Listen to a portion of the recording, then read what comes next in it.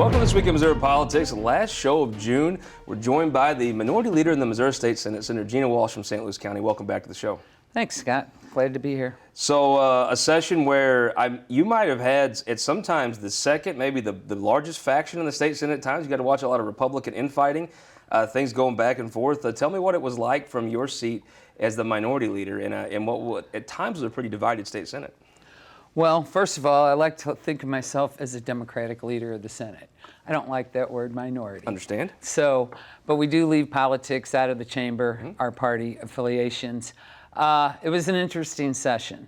And anytime you have that large of a majority, you'll have that. I'm sure when the Democrats were driving the bus years ago, that happened a lot. And in fact, former members have told me stories of things happening over abortion, for one thing. That was very tenacious. I had a long conversation last week with former Representative Tom George about that particular issue because that happened during the Carnahan administration.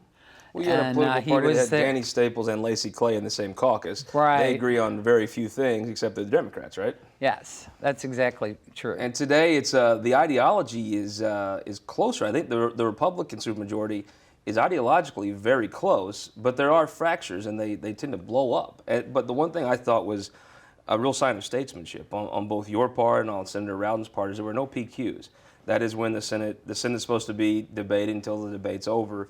Any senator can stop anything. And moving the previous question, something that I think most folks would say has been very derisive for the state, you were able to work with Senator Rowden, Senator Schatz, to not have one. Tell me what the approach has to be like to try to not destroy the Senate but still pass legislation. Well, first of all, we did it the year before too, and that was a very contentious year for everybody. But the contention had both parties rallying around the Senate, right? Yes. So we were protecting the Senate. It's not easy to accomplish unless you can get your members to buy in in both caucuses. And you have to be reasonable. The people in Missouri don't want to see us fighting all the time. Yeah. They want to see us working together, and they want to see us moving the state forward in the right direction. Some of these things that, and I'm sure I've filed bills, but that people wouldn't necessarily think that that's what we should be doing up there. They want to see infrastructure. They want to see these roads repaired between here and Kansas City. They want to see good jobs. They want to see the cuts to higher education restored.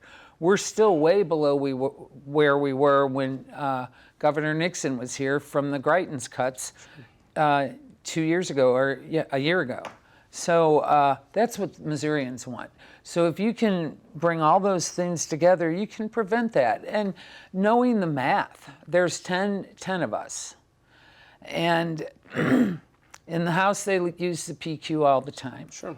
In the Senate, if you are negotiating and talking through a bill that seems to be pretty contentious, I don't think that the majority leadership is going to shut you down as long as things are moving forward. Sure. In the Senate, you're not going to do that unless things are stagnant and they're at a standstill. And if they get to that point, it's my job to get the trains rolling again. I've watched a lot of people in the House that were firebrands, Republicans and Democrats. They would say outlandish things. You'd read them in the press. They walk into that Senate chamber, and when you walk into that chamber, there's a bit of a responsibility, and there's a bit of a history, I think, that falls on people. And I've seen a lot of legislators change when they walk across that rotunda. Yeah, it's important. That's one of the first things I tell the new senators when I visit with them. Look how long it took you to capture me to get in here, right? Because I don't care to watch myself at 11 o'clock on a Sunday morning. I just love the other time, right? Yeah. So it's family time. But I do watch all the shows, and I watch your show every Sunday. Well, so I get different views. I get to see the other side of the aisle, what they're saying on your panels. I love the 30 minutes of your panels. I really enjoy that when it's all a panel and not just one of us in the box here with you.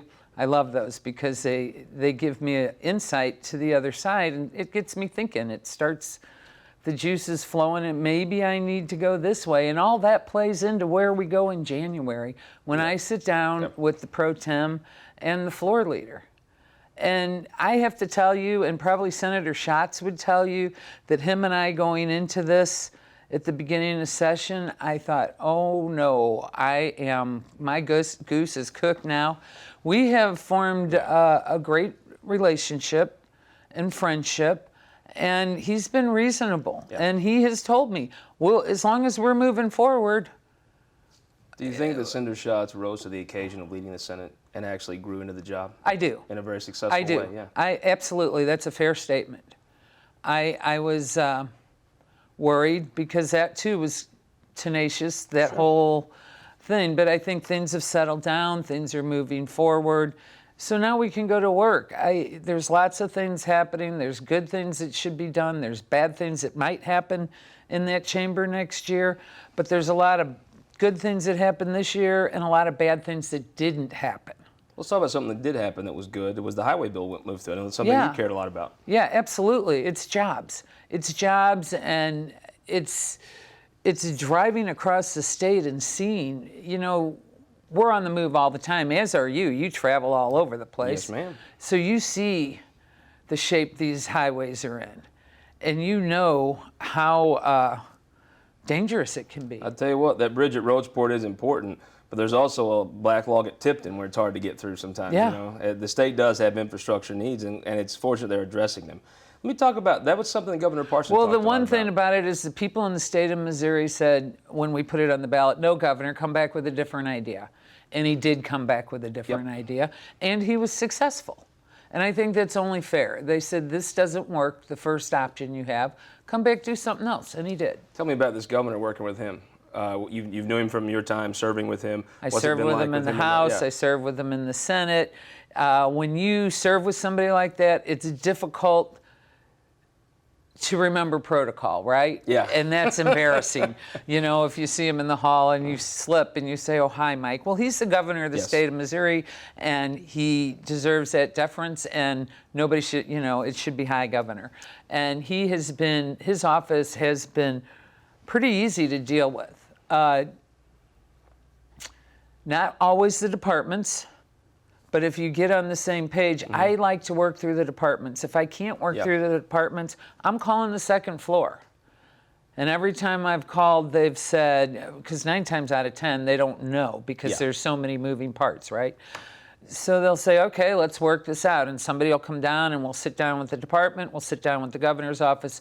And I would say 9 times out of 10, we get to where we need to be. And he stands up for his department heads and the folks that he has chosen to be in his administration, but he also listens to what you have to say. Well, let me ask something I know you'll be on the other side of the governor on. That's the abortion legislation that passed. It's been very contentious, especially in the cities. The rape and incest portion has been particularly a flashpoint. What is your members and your constituents telling you about that bill? And it looks like the pushback is real. I have heard from a lot of constituents in my district that they're disappointed that this bill has moved to the governor's desk. Now, I've heard from some that are not, that are thrilled, but not nearly as many. I mean, I have received hundreds upon hundreds of emails and phone calls. And I have to tell you that the week we did that bill, it was difficult. It was first of all, it's a very emotional issue. Yep. And what people have to understand that folks are passionate on both sides of this issue. And sincere. And they are sincere, and that is the perfect word. And I am so proud of my members, Senator Shoup and Senator Arthur, who were on they were at ground zero. How tough was that for them? That was very tough for them. It was tough for anybody in that chamber, but working Senator through Kennedy it. deserves some credit. He did. He did a yeoman's job. I was, it was in a room. It was him and Lauren Arthur and Senator Shoup, and they worked hard along with Schatz and Senator Schatz and I and Senator Rowden just kind of like were the referees, so to speak, right? But they were the policy folks. They were the folks that really tried to get this bill somewhere where it was more palatable, but none of it was palatable to folks like Senator Shoup and myself and Senator Lauren Arthur. There's some bad things in there. It's the first time I've seen a bill like that folks in the hospitals weighed in. Yeah. So that's pretty scary. Let's talk about, while we talked about legislation, the political season is now upon us. Senator Sifton has discussed running, your colleague, one of the most brilliant members of the state Senate. Nicole Galloway, the state auditor, there's rumors now that she's actually going to move forward to run. What does the Democrats need to do to compete with what I think most folks would see right now is a very popular Governor Parson? Well, you know, the one thing about the gubernatorial race, I'm looking at the candidates on our side and, of course, the governor on the other side. And I think that it would be a clean race. That's what I'm seeing. Whoever, if there's a primary on the Democratic side, and that's what I want to see. I want to see folks talking about the issues, and I want to see them debating them. Now, you're a leading state senator, and I'm just a simple Yeah. West Butler County hillbilly, but I'll bet you a cold Anheuser-Busch product that it won't be an exclusively clean race. Well, one can hope, right? Yes, they can. You know, but if you look at, say the candidate ends up being the state auditor. Yeah. What is there there's nothing, Well, we've seen you know. the creep of outside groups in these races, and I think that's probably where the most negative comes from. It's Well, not let the me, candidates all right, themselves. let me go back on that. I think if it's coming strictly from the candidates, Yeah, that might be fair. I think it will be a clean, fair race. And But all when three of there's those are- outside influences that get involved in your races, I have always, and I have never, don't get me wrong, I've never dreamed and I don't think about anything as big as a statewide race. But when I'm looking at the 13th senatorial district, I told you one of the first things I say to senators when they come in, it's much different on this side of the building than it is on that side of the building, your behavior and everything else. But I say to candidates when they're running, nobody knows your district as well as you do. So do not let outside influences come in and tell you and try and persuade you into sending this mail piece over that mail piece, especially if you have 1 ounce of uncomfortableness with it. Well, you know, if any of those three that we've discussed are governor of the state of Missouri in 2 years, I think you can say the state will have someone with the highest integrity. Oh, I would, yeah, absolutely. Absolutely. I'm anxious to see who runs on my ticket. I've always supported Senator Sifton, and I will continue to support Senator Sifton in his future endeavors, whatever they may be. Well, I and think the there's no same- doubt he's going to have a long career no matter what he does here. And we hope you'll come back and talk about with us on This Week in Missouri Politics. I would love to. We'll be right back with our Opinion Maker panel. Willis Jones makes his debut on the show after this.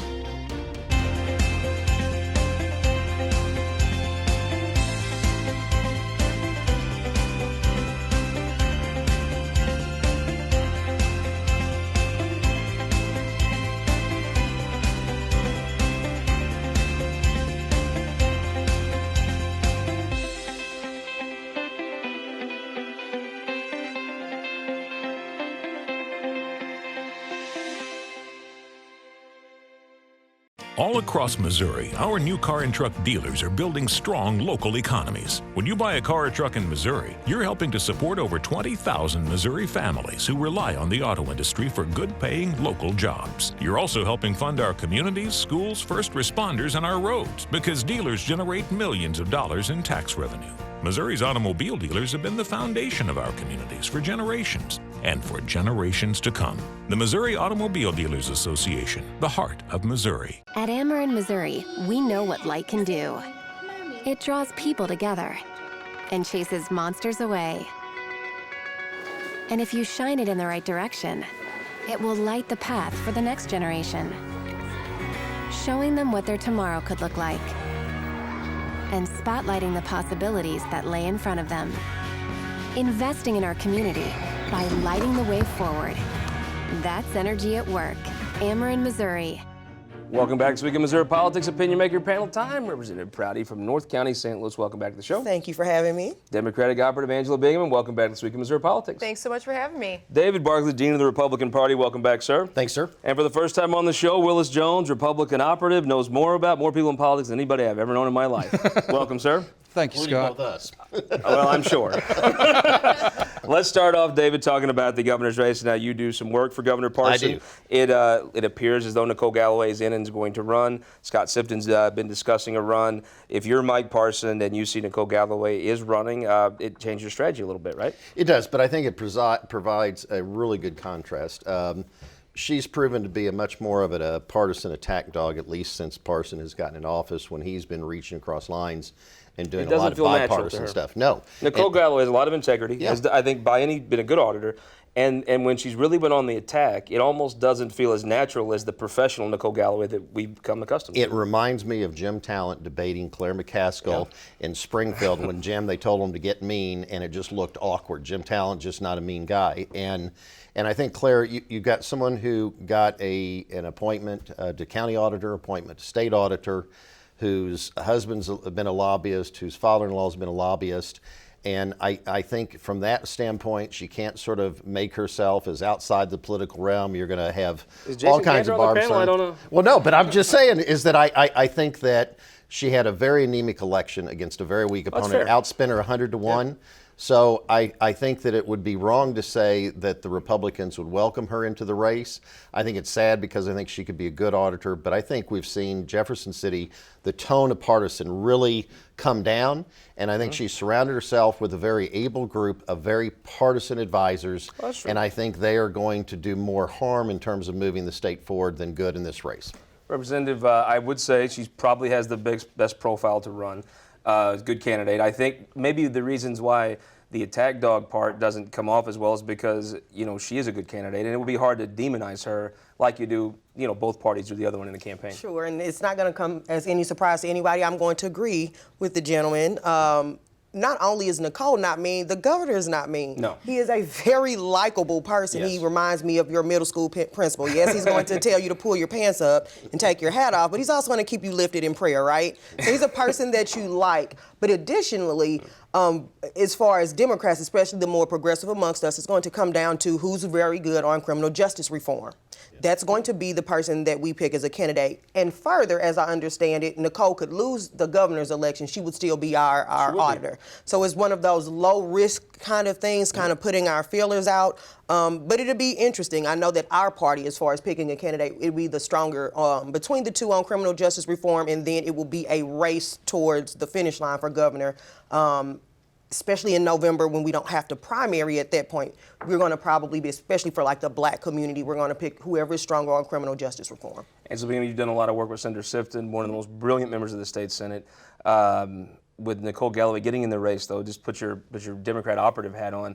I think she offers a really solid, but to me, there's just not a lot to attack about Nicole Galloway. I have a feeling that someone over here will find something, but it's a little bit hard to attack her, right? Yeah, I think that Nicole comes in as a watchdog of all of Missourians. She's kind of had her appointment to auditor and then being reelected, looking out for taxpayers, looking out for Missourians.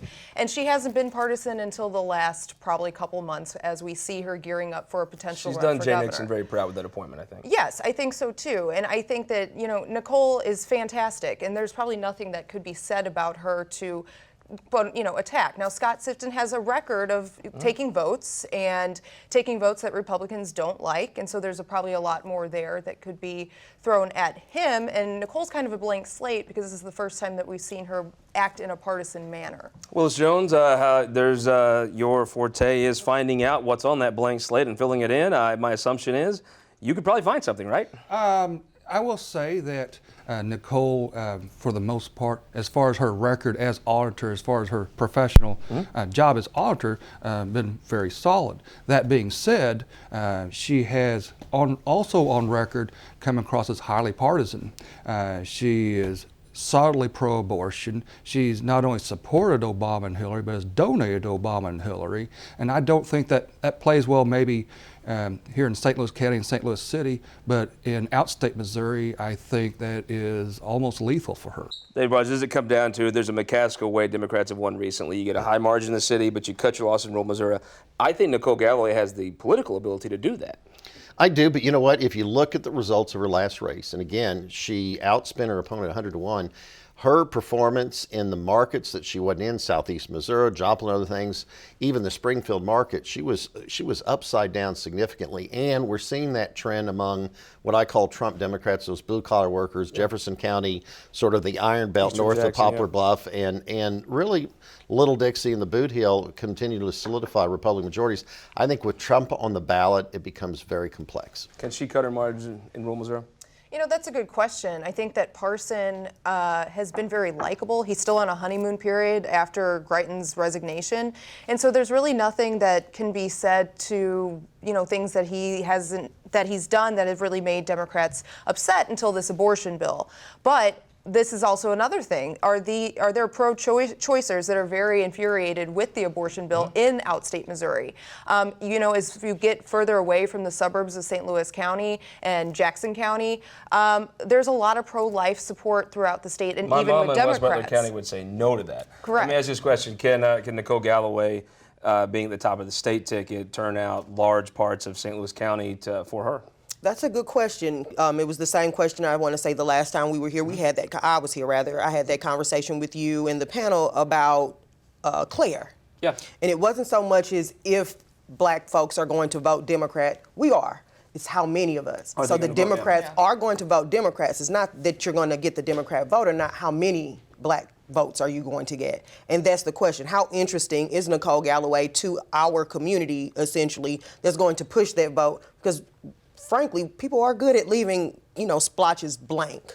And because in our areas where we're more local, I'll probably win my election in August, right? We win our election in August. Is how much work are we going to put in to make sure that our candidates win? And honestly, and this is a conversation for another day, it's going to depend on our state's party and how invested they are in our communities. They have not been lately, and that's why our turnout has been poor. Well, let's talk about an issue from a previous governor. Eric Greitens' comeback tour may have officially begun. The investigator that was part of the Circuit Attorney's Office investigation to him, William Tisby, it came out that he was indicted on perjury, lying about some notes and lying about how where there was a videotape of an interview. The scrutiny is coming very hard at Kim Gardner for many parts of the institutional, really the establishment in St. Louis has really came hard at her. What happens with the situation, and I guess this could be the start of Eric Greitens' comeback.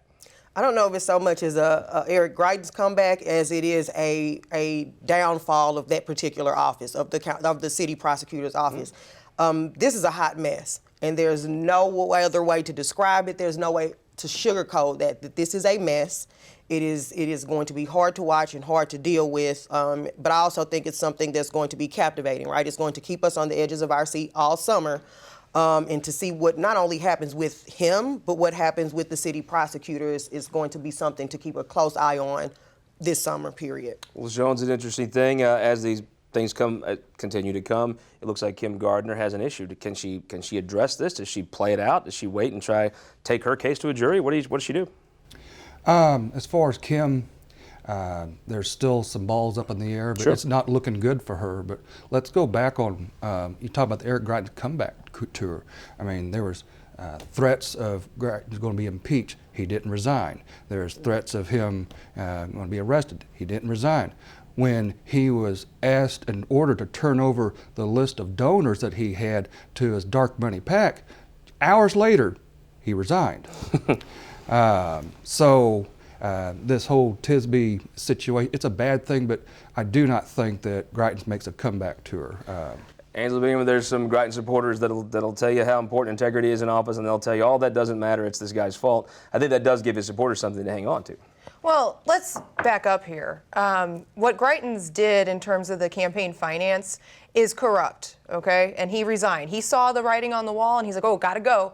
And we've seen in the last year, the governor resign, the St. Louis County executive resign for corruption. And now we have the city prosecutor's office in a huge debacle and with a lot of mishandling with an FBI agent that looks badly on, Kim Gardner. I don't know how she's gonna get through it, but this is my advice. Resign. Let's clean slate. I think that we've, in Missouri, have gone through so much corruption in the year, and it's been a year, like literally a year. Let's clean slate, let's start over, and get people elected that are actually there to do their job and do it with integrity. David Barklage, I do think there are Greitens supporters that'll grab onto this and say this is proof that he was railroaded out of office. Look, when you go after a governor, you better have your facts right, you better have your law right, and she didn't. And again, I think partisanship, especially when you're in a prosecutor's office, can be a very, very dangerous thing. With that being said, I agree with Willis. I think we were seeing issues within his office. until the last day he got out of office, that there are still ongoing investigations. It's been interesting how silent it has been over the extensive ethics complaint that was filed by Jay Barnes last year, and we've not heard anything for that. I would assume it's been referred. But there is a St. Louis establishment. Everybody in the state knows it exists. Where'd you go to high school? What are you in the same country club as the other? Did the Greitens lawyer pick the prosecutor? I mean, and it seems like every piece of that establishment has turned on her. Oh, I agree. And again, I think an overreach. She was a tool in this whole process. She allowed her to be a tool instead of dotting the I's and crossing the T's. And she's going to pay the piper. I have no doubt that she'll be indicted. Donald Trump makes his announcement. He's running in Missouri. No one except maybe Roosevelt and Lincoln have been as popular as Donald Trump was. The Democrats have a pretty divided field. In light of the Trump announcement, give me a real quick prediction. Who's the best Democrat they could put up to win seats in Missouri? There's a lot of things I disagree with on Pete Buttigieg, but I think as far as his demeanor and his personality, I think that I'm not going to say that he's going to win by any stretch of the imagination, but he will come closest. And being who do Missouri Republicans not want to see? I think Biden, but Biden's prone to gaffe, and he's a reflection in the mirror of Trump, sort of an older, dumber version. Who does the best? Who helps you win more state house seats? Top of the ticket. Top of the ticket, who held Joe Biden easily. Who does? So there are two Democrats that I give $5 a month to that are running for president, and it's Joe Biden and Buttigieg because they are moderate. Jason Holzman talking to you guys? No. Cow. I consider myself a more conservative Democrat, right? Sure. And my views are pretty center of the road in terms of where I stand. And I think that I represent Missouri. So I think those two candidates, they speak to our Midwestern values in a way that the more liberal of the candidates do not. We're no longer going to be liberal at times. So who won the week? The mayor-elect of Kansas City, Quentin Lucas. Yes, indeed. Congratulations. I would say St. Louis County, under Sam Page, we are going in a great direction. We've got 2 county council seats that are vacant that are going to be filled very shortly, and I think that there's a new day on the horizon. Van Buren Bulldogs. Eric Schmidt overturning the travesty of justice by taking on and getting rape kits processed. Absolutely.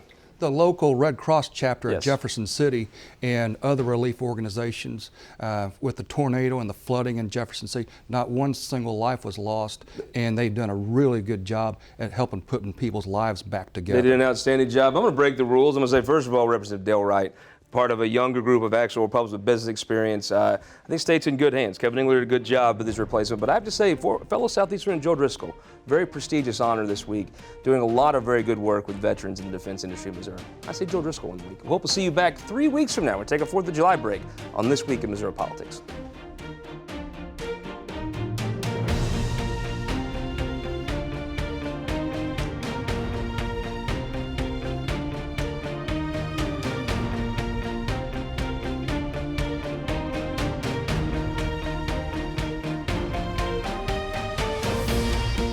This Week in Missouri Politics, sponsored by the Missouri Association of Career Fire Protection Districts, Spire, and Sterling Bank.